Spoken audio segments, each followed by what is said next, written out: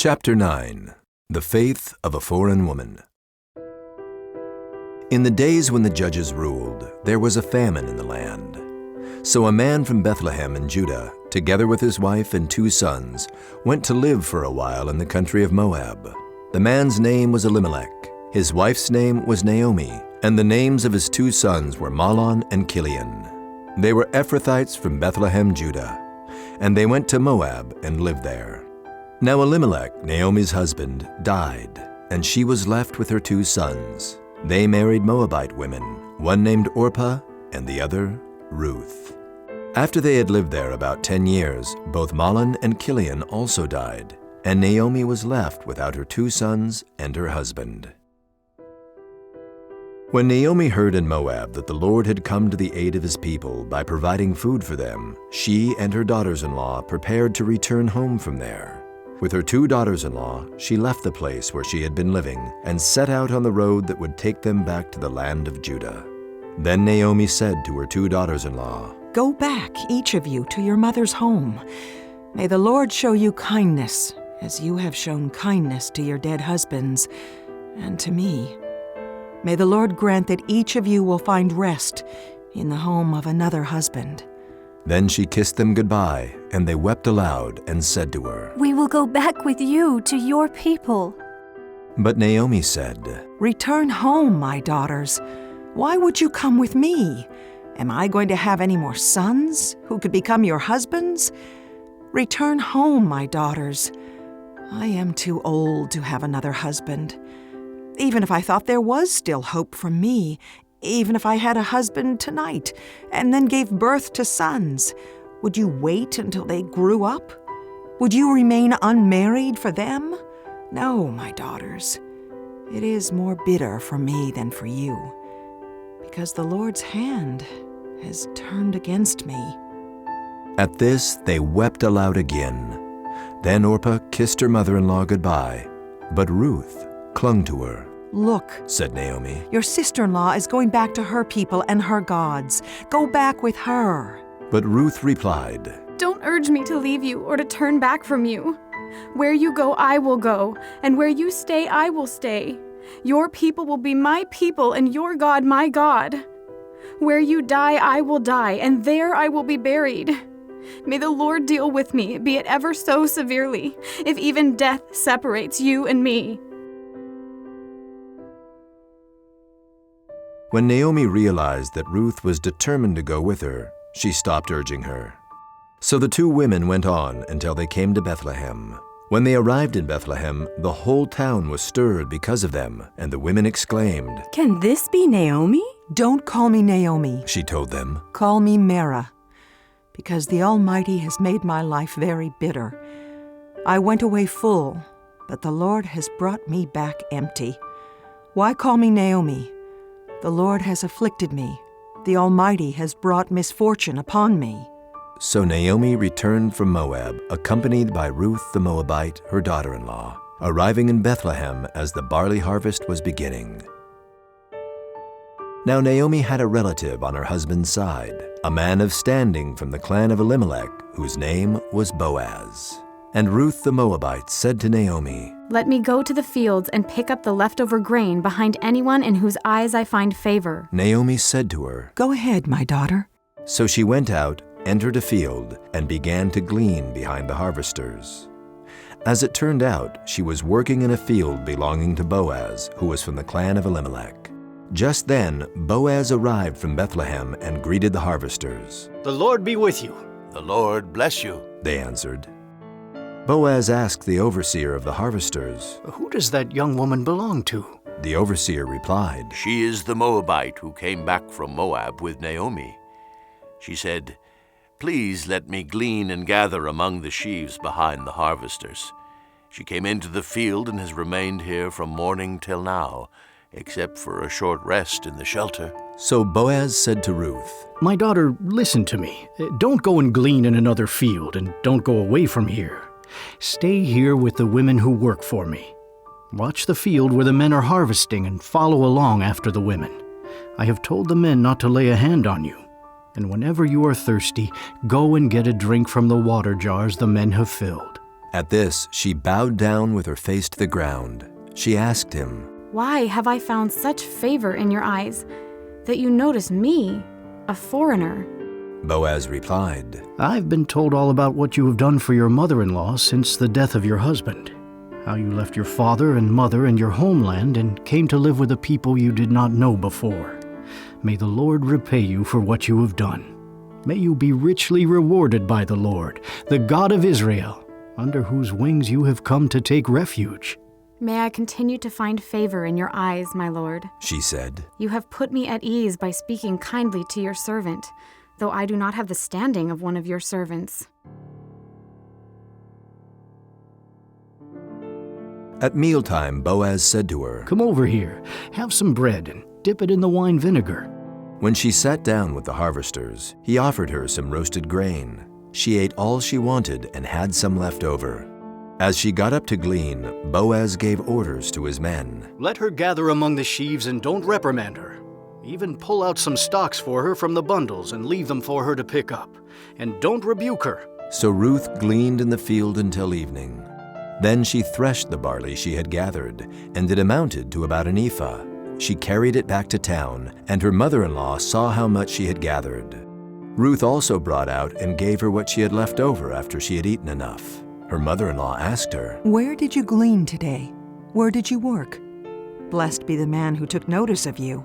Then Ruth told her mother-in-law about the one at whose place she had been working. The name of the man I worked with today is Boaz. She said. The Lord bless him. Naomi said to her daughter-in-law. He has not stopped showing his kindness to the living and the dead. She added, That man is our close relative. He is one of our guardian redeemers. Then Ruth the Moabite said, He even said to me, Stay with my workers until they finish harvesting all my grain. Naomi said to Ruth her daughter-in-law, It will be good for you, my daughter, to go with the women who work for him, because in someone else's field you might be harmed. So Ruth stayed close to the women of Boaz to glean until the barley and wheat harvests were finished, and she lived with her mother-in-law. One day, Ruth's mother-in-law Naomi said to her, My daughter, I must find a home for you where you will be well provided for. Now Boaz, with whose women you have worked, is a relative of ours. Tonight, he will be winnowing barley on the threshing floor. Wash, put on perfume, and get dressed in your best clothes. Then go down to the threshing floor, but don't let him know you are there until he has finished eating and drinking. When he lies down, note the place where he is lying. Then go and uncover his feet and lie down. He will tell you what to do. I will do whatever you say. Ruth answered. So she went down to the threshing floor and did everything her mother-in-law told her to do.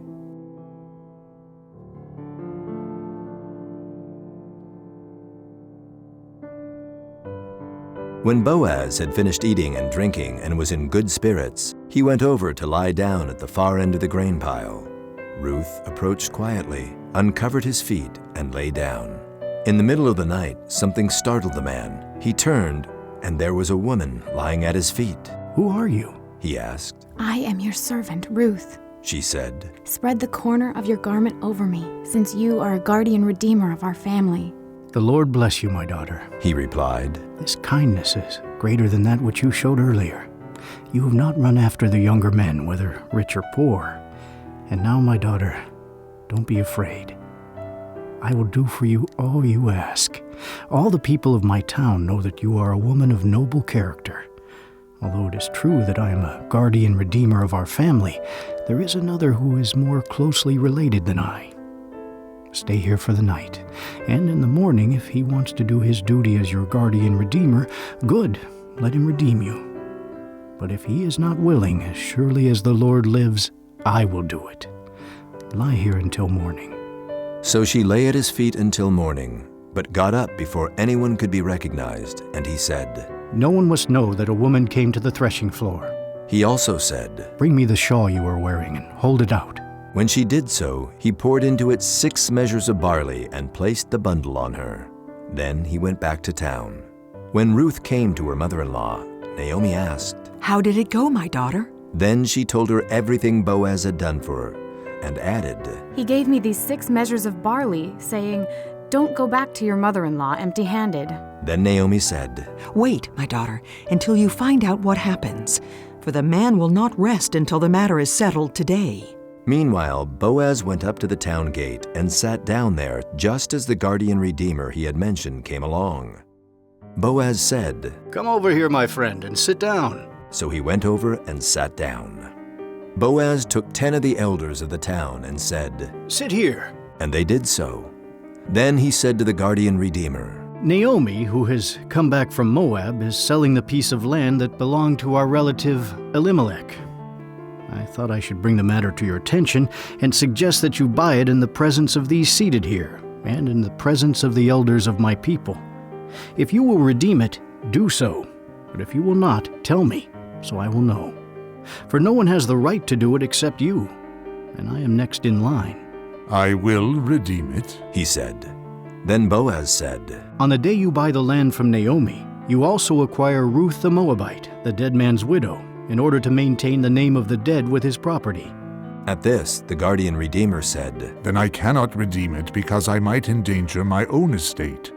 You redeem it yourself. I cannot do it. Now in earlier times in Israel, for the redemption and transfer of property to become final, one party took off his sandal and gave it to the other. This was the method of legalizing transactions in Israel.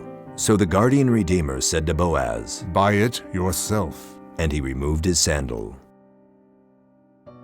Then Boaz announced to the elders and all the people, Today you are witnesses that I have bought from Naomi all the property of Elimelech, Kilion, and Mahlon. I have also acquired Ruth the Moabite, Mahlon's widow, as my wife, in order to maintain the name of the dead with his property, so that his name will not disappear from among his family or from his hometown. Today you are witnesses. Then the elders and all the people at the gate said, We are witnesses. May the Lord make the woman who is coming into your home like Rachel and Leah, who together build up the family of Israel. May you have standing in Ephrathah and be famous in Bethlehem. Through the offspring the Lord gives you by this young woman, may your family be like that of Perez, whom Tamar bore to Judah. So Boaz took Ruth, and she became his wife. When he made love to her, the Lord enabled her to conceive, and she gave birth to a son. The women said to Naomi, Praise be to the Lord, who this day has not left you without a guardian redeemer. May he become famous throughout Israel. He will renew your life and sustain you in your old age. For your daughter-in-law, who loves you and who is better to you than 7 sons, has given him birth. Then Naomi took the child in her arms and cared for him. The women living there said, Naomi has a son. And they named him Obed. He was the father of Jesse, the father of David.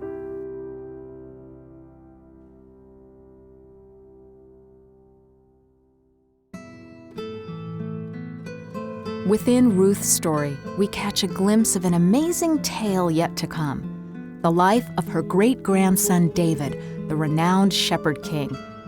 But much will take place before David's golden reign. A godly priest and prophet of Israel will first become an important player in this drama. Samuel was himself a child miraculously born out of struggle and promise. After being recognized by the people as the Lord's prophet, Samuel's first order of business was to call the people back to God and subdue the Philistines. Then he had the unenviable task of finding the nation a king. It seemed that nothing happened easily for God's people, but all that happened was part of God's faithful plan.